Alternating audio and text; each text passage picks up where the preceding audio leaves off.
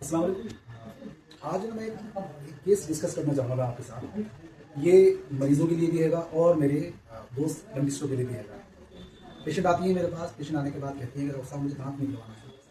तो हमारे क्लिनिक का रूल ये हैगा कि दांत चाहे कितना ही ढीला हो, एक्सरे ज़रूर करते हैं। पेशेंट को हमने एडवाइस किया कि भैया आपका तो एक्सरे होगा।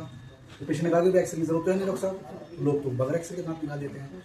तो पेशेंट से हमने कहा कि नहीं भैया एक्सरे कर लेते हैं। कभी कभी दांत की जड़ें जो होती हैं वो टेढ़ी होती हैं, मतलब कन्विंस करने की कोशिश करी एक्सरे की। खैर उसने एक्सरे करा दिया। तो एक्सरे कराया, आपने ये सुना होगा कि भाई उन डॉक्टर साहब ने दांत निकाला और कैंसर हो गया। नहीं, ऐसा नहीं होता। ये उस डॉक्टर साहब की और उस पेशेंट की किस्मत खराब होती है कि वो जब दांत निकालते ही उनको कैंसर हो गया। नहीं, ऐसा नहीं होता। ऑलरेडी पहले से ही वो कुछ ना कुछ उसके नीचे बन रहा होता है। आज मैं वही बताने वाला हूँ, आज वही मैं केस आया, मैं कैंसर हो गया। नहीं, ऐसा नहीं होता। ऑलरेडी पहले से ही वो कैंसर वो उनके बन रहा होता है, लेकिन सिम्टम्स नहीं आते हैं। दांत निकाल दिया, फिर वो एक तरीके से अंदर जो कैंसर की जो सेल्स जो होती हैं वो एक्टिव हो जाती हैं, जिसकी वजह से परेशानी ऑलरेडी पहले बन रहा होता है। आज इस टॉपिक पे मैं आपको बात करता हूँ। पेशेंट मेरे पास आती हैं, आने के बाद जो है वो कहती हैं डॉक्टर साहब मुझे दांत भी करवाना है।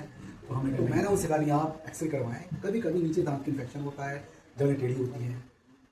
जब मैंने एक्सरे किया, एक्सरे के बाद मेरा ये समझ लीजिए एकदम मैं बहुत चक्कर रह गया। देखा तो उसके नीचे बहुत बड़ी पैथोलॉजी बनी हुई थी। और एक चीज़ मैं काम की बात कर रहा हूँ कि इसमें जो दांत निकालना था पीछे वाला, यानी कि उसका 7 नंबर था, और उसकी जो दिक्कत जो हो रही थी वो 6 के नीचे रूट, आगे वाले रूट के नीचे जो है, आप एक्सरे आप देख रहे होंगे इस वक्त, एक्सरे के नीचे बहुत बड़ी पैथोलॉजी रेडियोलिसेंसी उसमें हमें नजर आई।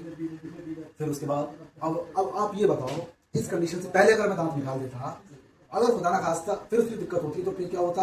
अब मैंने जब एक्सरे किया तो एक्सरे में आप ये देखो कि कितनी बड़ी इसकी जो नीचे जो है ये रेडियोलिसेंसी है। दांत इसका पीछे वाला हैगा जो निकालना हैगा। अच्छा, इसमें आगे जो इसमें कोई ज़्यादा तकलीफ नहीं हैगी। अब मैंने पेशेंट को बाकायदा उस चीज़ के बारे में समझाया, बताया कि देखिए आगे वाले दांत ये नीचे आपके एक गांठ बन रही है, सिस्ट बन रही है, किस चीज़ के लिए, तो आप जब जांच करवाएंगे तब जाकर पता चलेगा। पेशेंट कहती है मुझे तो कोई दिक्कत ही नहीं, कोई परेशानी नहीं है। फिर मैंने कहा नहीं जी, इसमें आपको आगे चलकर दिक्कत हो सकती है। फिर बाकायदा हमने कंसर्न फॉर्म पे हमने लिखवाया। लिखवाने के बाद जो है पूरी छोटी सी मैंने वीडियो बना ली थी मैंने, ताकि जो है आगे के लिए मुझे फायदा दे। और आप मैं डेंटिस्ट को भी कह रहा हूँ, अगर कुछ ऐसे केसेस हो तो कुछ छोटी सी वीडियो और एक कंसर्न फॉर्म जमा करा दिया करें, लिखवा कर बता दिया कि भाई हमें बता दिया है पहले ऑलरेडी इसमें आपको दिक्कत है, तब जाकर मैंने दांत निकाला। और मैं अच्छी बताऊँ, दांत निकाला दूसरे ही दिन उसकी स्वेलिंग आना शुरू हो गई, एक्सट्रीमली स्वेलिंग, बिल्कुल रेड हो, एकदम लाल हो गया और हीट उसमें होने लगी। उसकी फिर हमने सीबीसीटी कराई, देखो रिपोर्ट आने वाली रहेगी। फिर कुछ उसकी जांचें भी होनी है, क्या है, सिस्ट है, कौन सी सिस्ट है, तो जांच के बाद पता लगेगा। खैर बहरहाल मैं आपसे कहना चाहूँगा डॉक्टर साहब, मैं आपसे कह रहा हूँ एक्सरे जरूर किया करें। पेशेंट को कुछ नहीं पता कब क्या अंदर निकल जाए। और अपनी आपसे बात करना चाह रहा हूँ, अगर हम कभी गिर जाते हैं तो हमारे आगे के दांत का क्या ट्रीटमेंट होता है?